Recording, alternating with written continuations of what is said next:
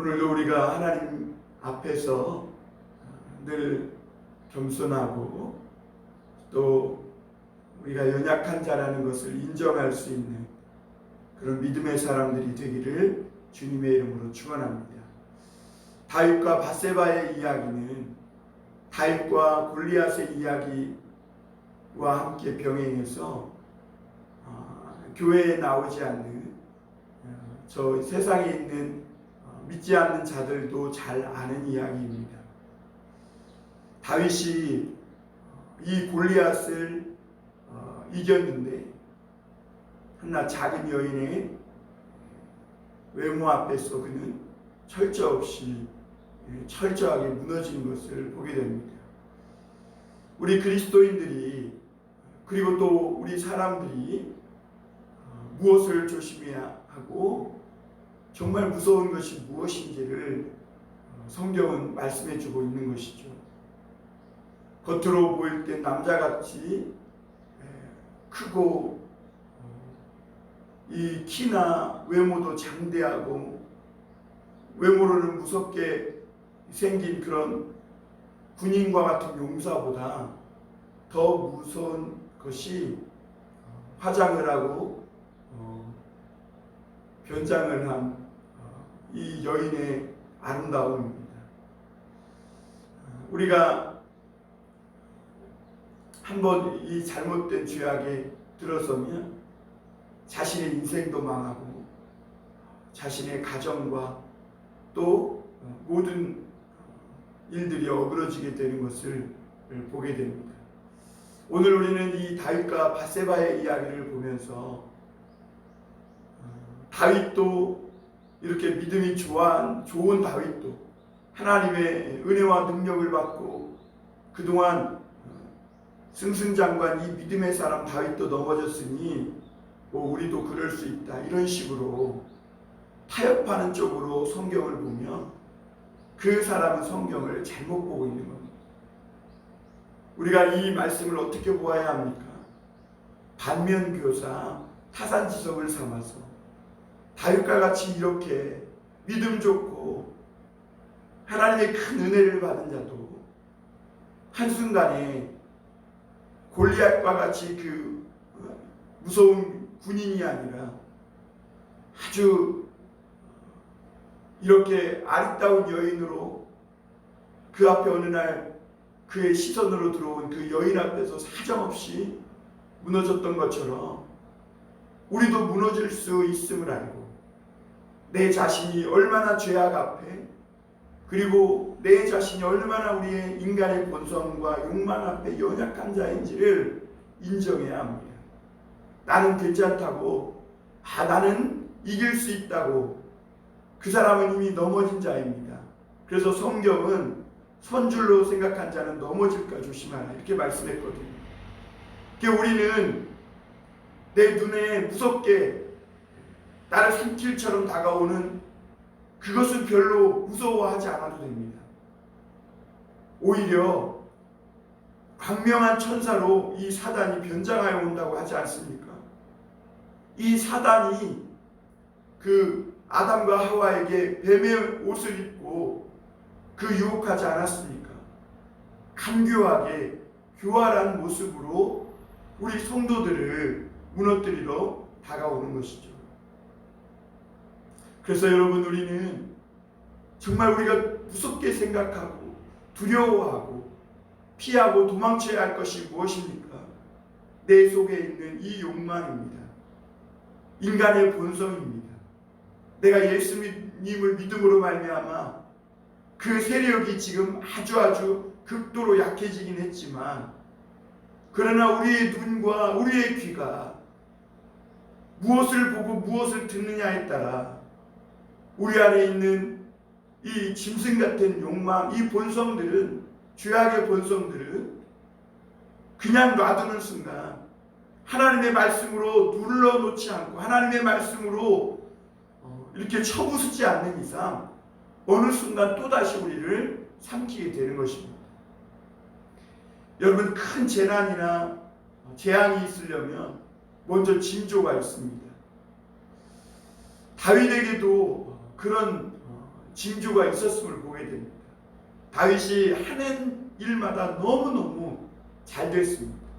사울에게 쫓기는 그 일이 끝나고 헤브론에서 유다 왕이 된 후에 아무것도 노력하지 않아도 저절로 하나님께서 모든 상황을 만들어서 다윗이 이스라엘 온 나라의 왕이 될 수 있도록 그를 세워주셨고, 또 왕이 된 후에도 가는 곳마다 승리하셔서 대적과 원수가 없게 하시고 편하게 해주신 거예요. 여러분, 이쯤 되면 우리는 생각하기를, 그러면 하나님을 더 잘 믿겠구나, 시간도 많고 평안하니 더 하나님 앞에 기도하고 말씀 듣고 봉사하고 섬기겠구나, 이렇게 생각하잖아요. 여러분, 근데 진짜 우리 인간의 삶이 그렇습니까? 우리가 바쁘고 힘들고 가난하고 쫓길 때 오히려 더 기도하고 더 헌금하고 더 하나님 앞에 예배하고 없는 시간 어떻게라도 쪼개서 하나님 앞에 우리의 삶을 아뢰고 그러기를 원하지. 어느 날 하나님께서 이 모든 궁핍하고 불쌍한 우리 사정을 아시고 이 모든 문제에서 해결해 주시고 벗어나게 하셔서 편하게 하셨더니 오히려 그 평안 속에서 길을 잃어버리는 경우가 얼마나 많은지 모릅니다. 여러분, 다윗이 그동안 그가 한순간에 나락으로 떨어질 수 있는 그런 징조가 있었습니다. 그는 하는 일마다 너무 잘 됐고 너무 승승장구했어요. 그리고 너무 가는 곳마다 이기고 승리하다 보니까, 그리고 그 다윗의 나라가 너무 평안하고 어떻게 보면 따분하리만큼 평안하다 보니까 다윗이 오늘 11장 1절에 보면 그가 왕으로서 반드시 출전해야 할 이 전쟁에 출전하지 않고 예루살렘 왕궁에 그대로 있는 것을 보게 됩니다. 우리 11장 1절 한번 보겠습니다. 그 해가 돌아와 왕들이 출전할 때가 되매 다윗이 요압과 그에게 있는 그의 부하들과 온 이스라엘 군대를 보내니 그들이 암몬 자손을 멸하고 랍바를 에워쌌고 다윗은 예루살렘에 그대로 있더라. 여러분, 이스라엘 백성들에게 이제 해가 바뀌어서 전쟁할 때가 왔습니다. 고대 사회는 아무 때나 전쟁을 한 것이 아닙니다. 전쟁할 때가 있었습니다. 그래서 이번에는 왕들이 출전할 때가 된 것이죠. 그러니까 이 다윗이 이때 얼른 자리를 박차고 일어나서 전쟁터로 나아갔다면 지금 암몬 자손을 멸하고 랍바를 에워싸는 이 큰 승리를 거뒀는데, 이 큰 승리를 거두게 되는 그런 왕이 되었을 겁니다. 그래서 또 한 번 가는 곳마다 승리하는 그런 왕이 되었을 것입니다. 오늘 다윗은 왕이 출전할 때가 되었음에도 불구하고 요압과 자기에게 있는 군사들만 보내고 자신은 예루살렘 왕궁에 그대로 있는 것을 보게 됩니다. 여러분, 아둘람 굴에서 있을 때의 다윗과 반대가 되지 않습니까? 아둘람 굴에서는 가난하고 또 다윗에게 사울에게 쫓기고 언제 죽을지 모르는 신세니까 다윗은 하나님 앞에 매달리지 않을 수 없었습니다. 그리고 자기에게로 온 상처받은 많은 사람들을 위로하고 격려해야 하고, 또 그들이 자포자기하지 않고 용기를 내서 살 수 있도록 하나님의 말씀으로 그 사람들을 격려하고 다독이며 그렇게 섬기며 살았어요. 왕의 기름 부음을 받았던 자가 아둘람 굴까지, 컴컴한 곳까지 내려가서 그렇게 힘없고 약하고 가난한 자들, 어디 하나 마음 둘 곳 없는 사람들을 섬기며 그렇게 살았어요. 그러니까 왕이 섬기는 왕이었던 거죠. 비록 그가 왕의 권좌에는 앉지는 않았지만 왕의 기름 부음을 받은 하나님께 인정받은 왕으로서 그렇게 사람들을 왕으로 섬긴 거죠. 비록 보좌에는 안 앉았지만. 그러면서 다윗도 살았어요. 사울의 손에 잡히지 않고 불안한 마음도 떠나고 두려운 마음도 떠나고. 그래서 다윗에게는 이 따분할 시간이 없었어요. 다른 생각, 나쁜 생각, 부정적인 생각 할 겨를이 없었어요. 그들을 먹이고 입히고 영적으로 세워주고. 다윗은 그러면서 자신이 살았고 하나님의 왕으로서, 하나님이 세우신 왕으로서 준비되어야 할 자격을 갖춰가고 있었던 것이죠. 그런데 오늘 반대로 하나님께서 이 다윗의 나라를 편하게 해주시고 모든 싸움에서 이기게 하셨을 때 다윗은 오히려 자기의 차례가 되어서 왕이 출전할 때가 되었음에도 불구하고 가장 먼저 앞서서 본을 보이고 백성을 이끌어야 할 이 왕이 자기가 가야 할 그 자리에 자기의 군사들을 보내놓고 자기는 뒷전으로 빠져 있을 때 그때 이 유혹이 찾아오는 것을 보게 됩니다. 그러니까 징조가 이미 있었던 거죠. 사랑하는 성도 여러분, 우리 그리스도인들도 마찬가지입니다. 우리 그리스도인들에게도요, 한순간에 위기나 어떤 큰 어려움이 닥쳐오는 것이 아니에요. 어떤 큰 수렁이나 함정에 빠지기 전에 하나님은 미리 말씀해 주세요. 하나님은 여러 번 찾아오셔요. 솔로몬에게도 그러지 않았어요. 하나님은 솔로몬에게도 말씀으로 해주시고 이상으로도 말씀해 주시고 꿈으로도 말씀해 주셨어요. 그리고 다윗 때 섬겼던 그런 어른, 그런 정치인들, 어른 장로들을 통해서 솔로몬에게 말씀해 주셨어요. 그러나 솔로몬의 귀는 들을 귀가 없었어요. 그때. 이 망할 징조가 뭐냐? 내가 큰 죄악의 수렁에 빠질 만한 그런 징조가 우리에게 먼저 나타나는데 그 징조가 뭐냐? 하나님의 말씀이 안 들려요. 하나님의 음성이 들리지 않는 것이죠. 그리고 모든 일이 원망불평스럽습니다. 그리고 내 마음이 은혜를 받지 못해요. 여러분, 그동안 잘 들리던 말씀이 내게 안 들려옵니다. 말씀마다 비판되고 말씀마다 그냥 하나의 소리로 왔다가 지나가지 우리의 마음과 심장을 건드리지 못하는 거예요. 그래서 내 마음이 강팍해지고 믿음이 없어지고 비판적이 되고 불만과 원망이 생기기 시작하는 그것이 벌써 내가 추락하고 있는 그런 징조라는 것을 깨달아야 합니다. 여러분, 우리 사람 몸도 그렇잖아요. 큰 질병이 오기 전에 징조가 먼저 나타납니다. 그래서 이 작은 어떤 징조가 나타났을 때 미리 가서 검사하고 해서 그 병을 빨리 찾아내면 치료가 가능하지만 그렇지 못했을 때는 결국에는 병에게 져서 지고 마는 것이죠. 여러분, 다윗이 그러고 있는 것입니다.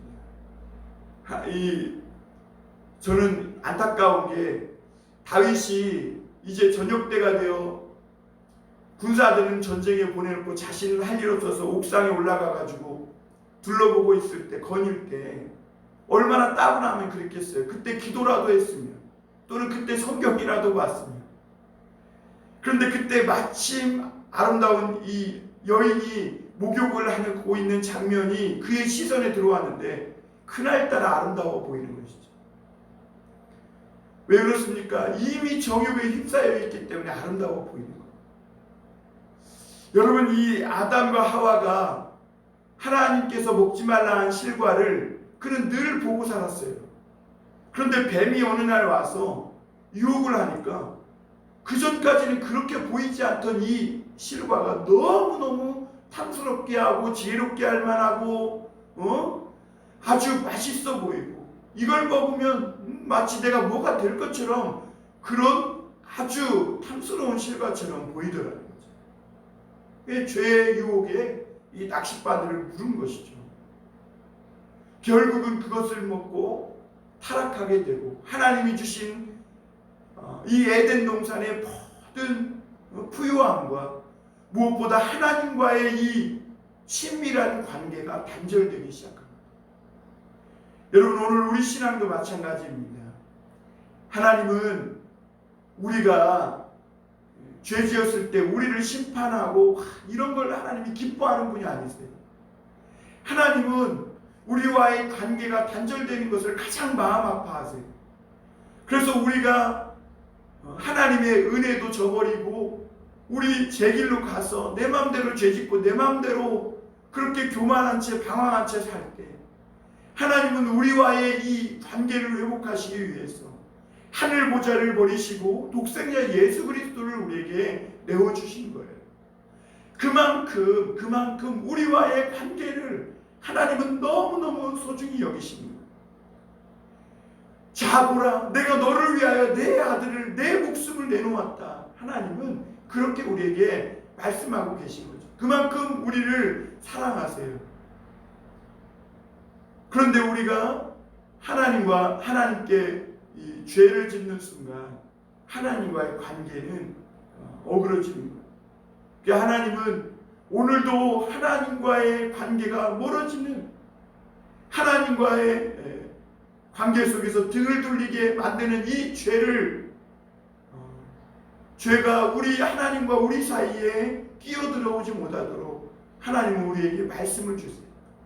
그리고 우리가 그 깊은 수렁으로 빠져서 나락에 떨어지지 않도록 하나님은 먼저 징조를 보여주세요. 여러 가지로 보여주세요. 때로는 꿈으로도 환상으로도 말씀으로도, 그리고 이렇게 날마다 새벽에 들려지는 이 말씀으로, 또 이 말씀의 이 예배에 하나님 앞에 나아가는 우리의 심령을 통해서 징조를 보여주세요.